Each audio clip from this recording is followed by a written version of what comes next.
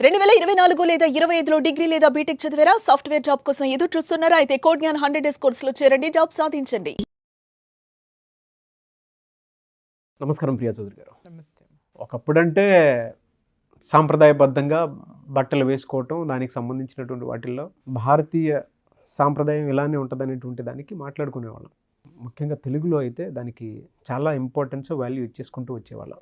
అయితే ఇప్పుడున్న జనరేషన్ మారుతూ వస్తూ ఉంది కాబట్టి బట్టల దానికి సంబంధించినటువంటి వాటిల్లో మా ఇష్టం వచ్చినట్టు వేసుకుంటాం, మేము ఎలా ఉంటే ఎందుకు అనేటువంటి ఎక్కువగా వినిపించేటువంటి డిస్కషన్స్ అవి. ఓవరాల్గా మాట్లాడుకుందాము. సంస్కృతి ముందుకు వెళ్తుంది అనుకోవాలా, లేదా అలవాటు పడాల్సినటువంటి అవసరం వచ్చేసింది అనుకోవాలా? అంటే ఆ విధంగానే ఉండాలేమో అనేటువంటి, అలవాటు పడాలేమో అనేటువంటి ఆలోచనలోకి వెళ్ళిపోవాల్సినటువంటి అవసరం ఉందంటారా? ఎలా తీసుకోవాలి? మనాళ్ళు చాలా గొప్పవాళ్ళు, చాలా పొదుపరులు, అలాగే చాలా భద్రత కలిగినటువంటి వాళ్ళు.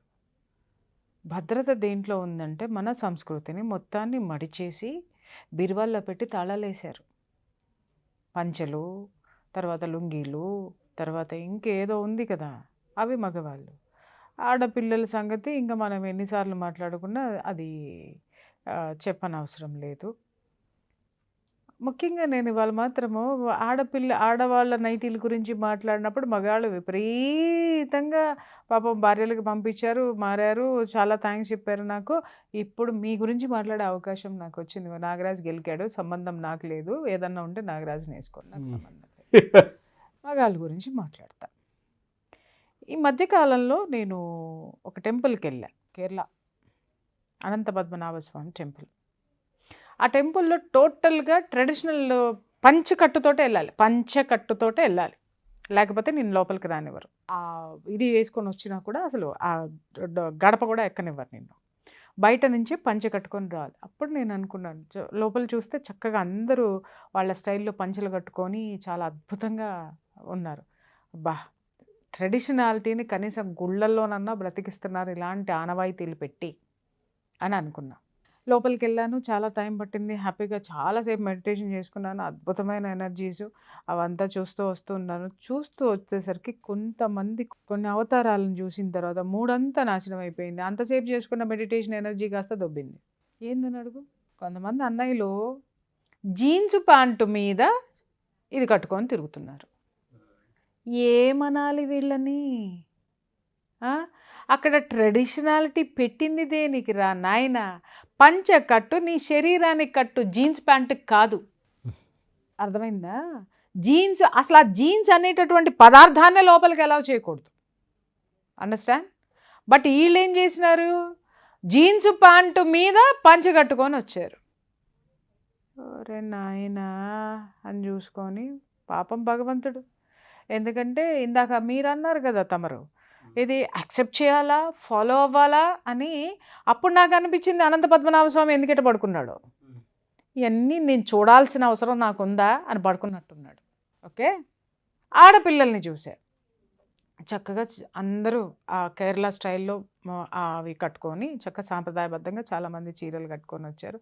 అమ్మ వెరీ గుడ్, ఆడపిల్లలన్నా అట్లీస్ట్ ఆడవాళ్ళన్నా ఫాలో అయ్యారు ట్రెడిషను అని చెప్పేసి అని వీడియోలు తీసుకుంటానికి లేదు. లేకపోతే అది ఒకటి తీసుకొచ్చి చేసి పడేసేదాన్ని సుమన్ టీవీలో.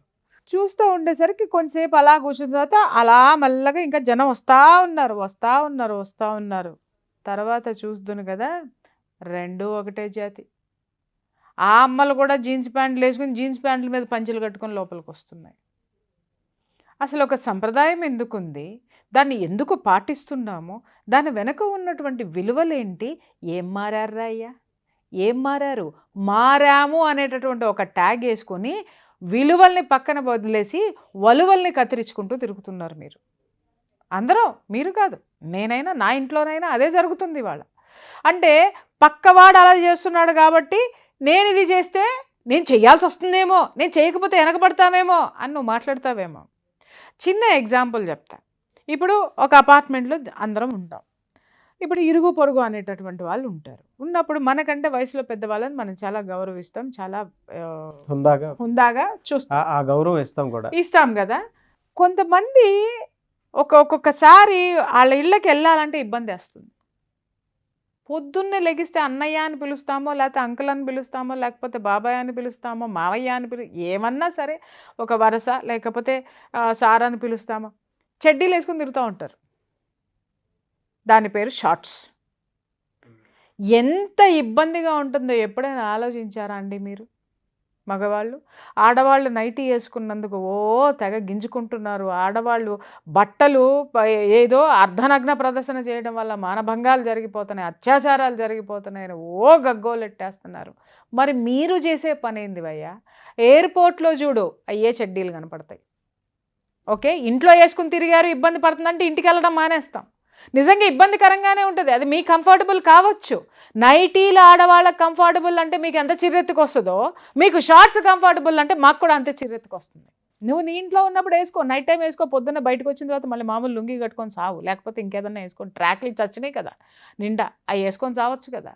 అబ్బే అయ్యే వేసుకొని తిరుగుతుంటారు. మీరు మాత్రం ముప్పాతికి నగ్న ప్రదర్శన చేసేయచ్చు అవి వేసుకొని. ఆడది వేసుకుంటే మాత్రం తప్పు.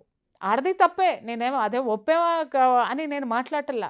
అరే ఎదుటివాడి యొక్క అంగాంగ ప్రదర్శన లేకపోతే ఆ యొక్క వస్త్రధారణ నీకెంత ఇబ్బంది కలిగిస్తుందో బాస్, నీ వస్త్రధారణ నాకు ఇబ్బంది కలిగించదా?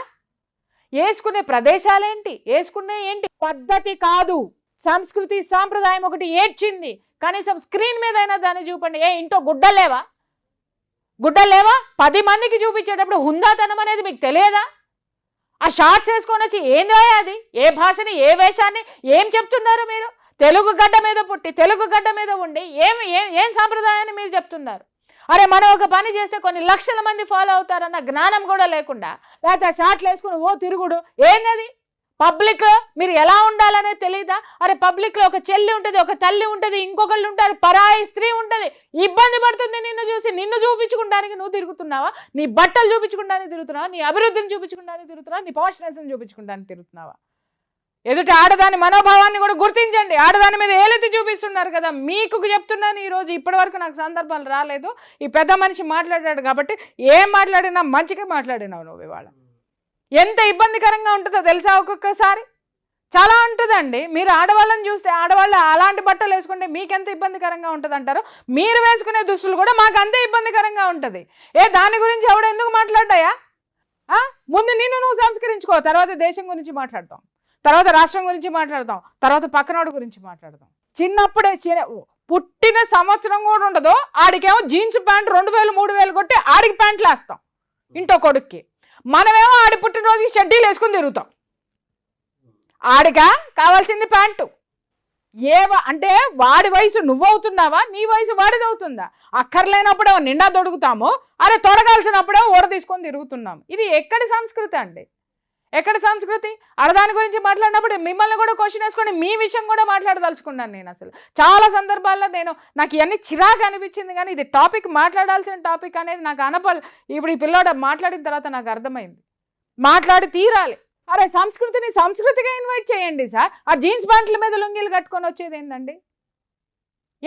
అంటే చాలా మంది మేము అలా వేసుకుని తిరిగితే మీకు వచ్చిన ఇబ్బంది ఏంటని చెప్పేసి అడుగుతుంది. ఇబ్బంది అదే చెప్తున్నాను కదా భయ్యా, ఇబ్బంది అదే చెప్తాను. ఇప్పుడు మీ ఇంట్లో మీ మదర్ ఉన్నారు, మీ మదర్ చక్కగా శారీ కట్టుకుంటున్నారు. శారీ కట్టుకుంటే ఆ ప్లేస్లో అమ్మ షార్ట్స్ వేసుకో హ్యాపీగా ఉంటుందని తీసుకెళ్ళి ఇస్తావా? లేకపోతే ఇంకొకటి వేసుకో, ఆడపిల్లలు వేసుకున్నాయి ఇంకొకటి వేసుకో అని చెప్పి ఇచ్చి నువ్వు చూడగలుగుతావా? నువ్వు యాక్సెప్ట్ చూడగలుగుతావా అనే ప్రశ్న కాదు ఇక్కడ.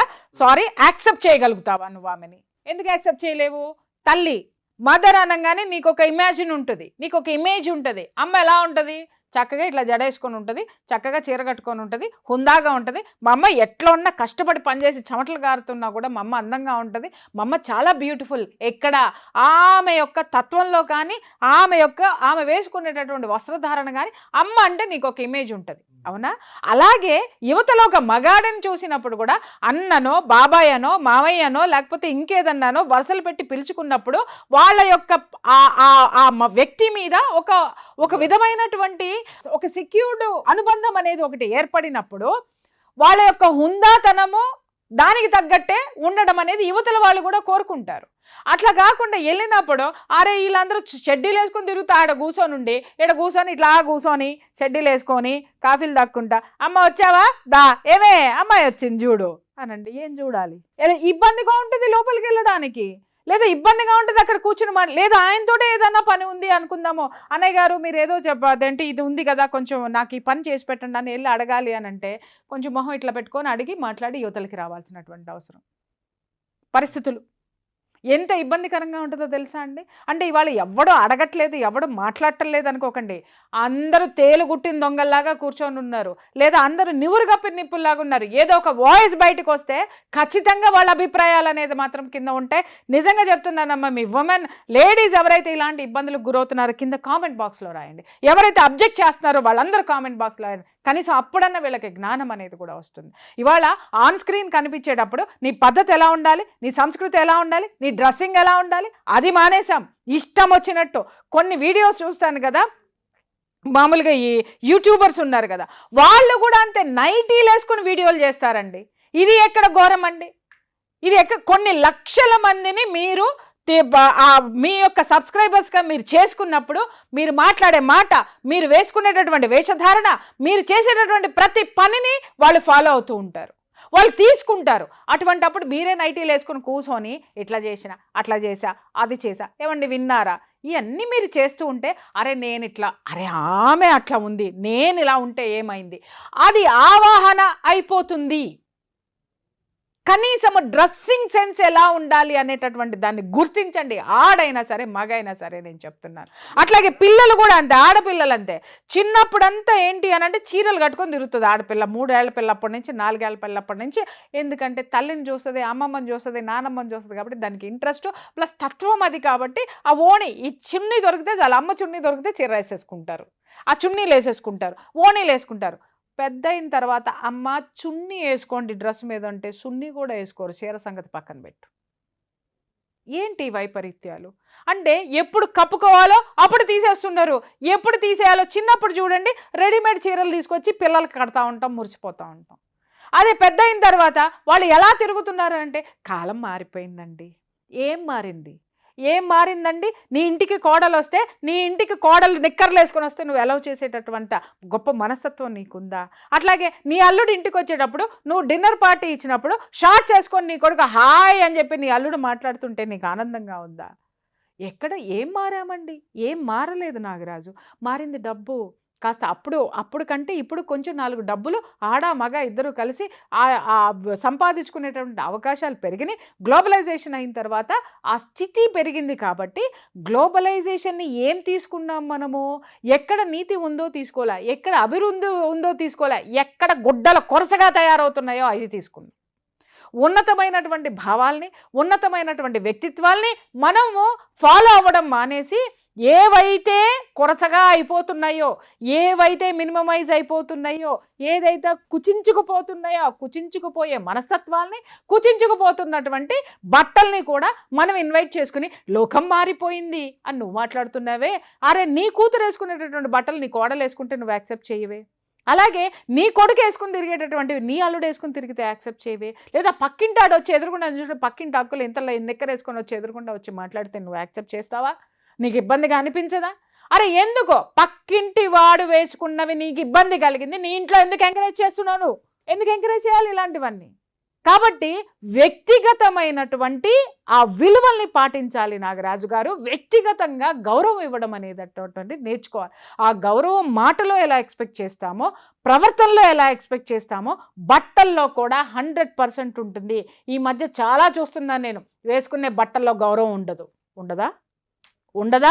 మాట్లాడేవాళ్ళు కరెక్ట్గా మాట్లాడండి. ఖచ్చితంగా గౌరవం ఉండి తీరుతుంది. అలాగని చెప్పి బట్టలు లేని అమ్మాయికి వ్యక్తిత్వం ఉండదా అని మాట్లాడకండి. వ్యక్తిత్వం వేరు, గౌరవం వేరు ఇక్కడ.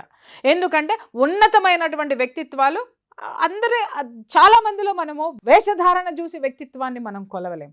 కానీ గౌరవం అనేది మాత్రం ఖచ్చితంగా ఎదుటి వాడిలో క్రియేట్ చేయగలుగుతాం మన వేషధారణతో. మీరు మాట్లాడుతుంటే నాకు సుధామూర్తి గారు గుర్తొస్తున్నారు.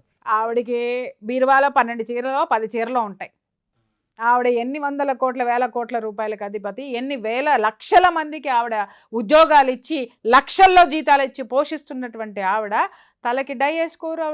ఆవిడ యొక్క న్యాచురల్ దీని అంటే ఆవిడలాగా ఉండమని నేను అన్నానండి. మీరు ఉన్నతమైనటువంటి మారిపోయింది అంటున్నారు కదా, ఇన్ని వేల కోట్లు వచ్చినా ఆవిడెందుకు మారలేదండి? కార్పొరేట్ కల్చర్ లో ఉన్నా మరి నారాయణ మూర్తి గారు ఆయన ఎందుకు షెడ్యూల్ వేసుకుని తిరగట్లేదండి? ఆయన ఎందుకు పబ్లిక్లోకి ఇలా వచ్చి ఈ ఈ మిడి నడమంత్రపు సిరిని మిడిమిడి వీటిల్ని ఎందుకు చూపించట్లేదండి? ఎదిగిన కొద్దీ ఒదిగి ఉండాలి నాగరాజు. అన్నీ ఉన్న ఇస్తరాకు అణిగిమణిగి ఉంటుందే, ఏమీ లేనిది ఎగిరెగిరి పడద్దంట. జ్ఞానం ఉన్నవాడు ఎప్పుడూ కూడా అన్నీ ఉన్న ఇస్తరాకులాగా అణిగే ఉంటాడు. ఎందుకంటే జ్ఞానం అనేటటువంటి బరువు వాడి మీద ఉంది కాబట్టి, దాన్ని వాడు కాపాడాల్సిన బాధ్యత ఉంది కాబట్టి, అతడైనా ఆమైనా సరే. అలాగే దయచేసి గుడ్డలేసుకుంటేనే ఉంటుందా అని మాట్లాడకండి. బట్టల్లోనే ఉంది everything. Everything is within our clothes or with our clothes.